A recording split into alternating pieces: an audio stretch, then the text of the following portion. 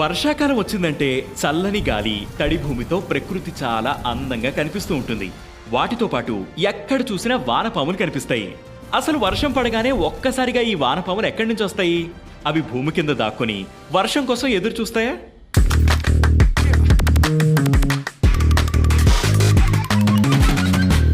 సాధారణంగా వానపాములు భూమి ఉపరితలం కింద గొయ్యి తవ్వుకుని జీవిస్తాయి.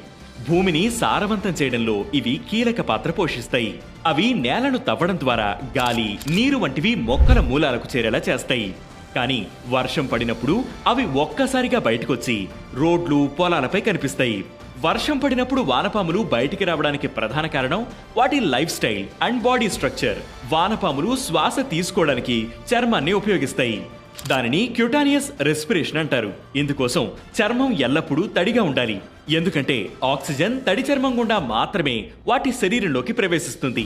సాధారణ రోజుల్లో వానపాములు భూమి కింద తేమ ఎక్కువగా ఉండే గొయ్యల్లో జీవిస్తాయి. ఇక్కడవి తగినంత తేమ, ఆక్సిజన్ పొందుతాయి.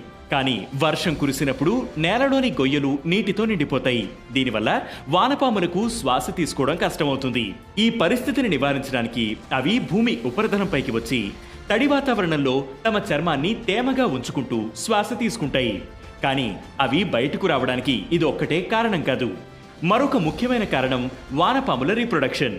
వర్షాకాలం వానపాములకు సంతానోత్పత్తికి అనుకూలమైన సమయం. వర్షం భూమిని తడిగా చేస్తుంది. ఇది వాటి గుడ్లు, కోకూన్లను రక్షించుకోవడానికి అనుకూలమైన వాతావరణాన్ని సృష్టిస్తుంది. అందుకే వర్షాకాలంలో వానపాములు బయటకొచ్చి కొత్త ప్రాంతాలకు వలసపోయి సంతానోత్పత్తి కోసం అనుకూలమైన పరిస్థితులను వెతుక్కుంటాయి.